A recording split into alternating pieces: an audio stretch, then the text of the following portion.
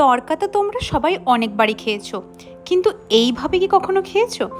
যদি তোমরা এইভাবে খেয়ে থাকো তাহলে অবশ্যই তোমাদের এই তরকা খুবই ভালো লাগবে। চলো আজকে বানাই তরকা।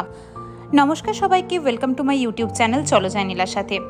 তো ঘরের বাইরে থেকে ঘরের মধ্যেকার যে খাবারগুলোর সাথে আমরা প্রত্যেক দিন ওতপ্রোতভাবে জড়িত থাকি সেইগুলো খেতে খুবই ইচ্ছে করে। তো বানিয়ে নিয়েছিলাম ঘরের মতো করে তরকা, কিন্তু একটু অন্য ধাঁচে। তার জন্য প্রথমেই আগে ডালটা ভিজিয়ে রেখেছিলাম সারা রাত, এবং পরের দিন সকালে এই একটাই সিটি দিয়ে দিয়েছিলাম। তো এর ফলে কাজটা অনেকটাই কমে যায় পরের দিনের জন্য। যদি অফিস থাকে তখনও তোমার কাজটা অনেকটাই কমে যাবে। তো সেক্ষেত্রে জাস্ট ফোড়ন দিয়ে কিছু মশলা দিয়ে নেড়ে নিলেই জিনিসটা খুবই সহজে রেডি হয়ে যায়। তো নর্মাল তেলে যদি আমরা একটু রসুন দিই তাহলে গন্ধটা খুব মারাত্মক বেরোয়, যে গন্ধটা আমার অ্যাটলিস্ট অনেকটাই ফেভারিট। তো আমি এখানে তেল না ইউজ করে মাখন ইউজ করেছি, এবং দিয়ে দিয়েছিলাম নর্মাল যা যা দিতে লাগে, যেমন পেঁয়াজ কুচি, টমেটো, আদা রসুনের পেস্ট এবং বিভিন্ন ধরনের মশলাগুলো।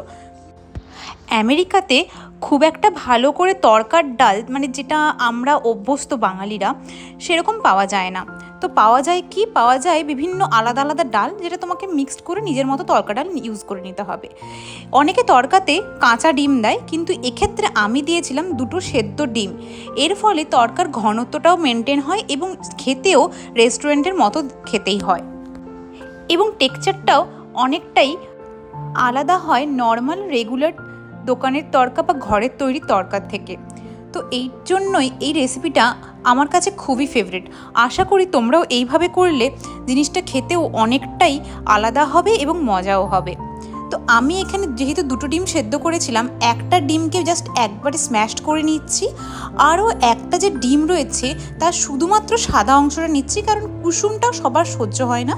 অনেকেই বলে যে দুটো কুসুম খাওয়াটা ঠিক নয়, আর এক্ষেত্রে আমি ইউজও করছি একটা কাঁচা ডিম। তো সেক্ষেত্রে দুটো কুসুম তো ইউজ হয়েই যাচ্ছে, তাই জন্যই সেদ্ধ ডিমের একটা ডিমের অ্যাটলিস্ট কুসুমটা আমি ইউজ করছি না। হয়তো তোমাদের কাছে এই রেসিপিটা খুবই সিম্পল হলেও আমার কাছে ওই স্বাদটা খুঁজে পাওয়াটা আমার কাছে অনেকটাই ডিফিকাল্ট।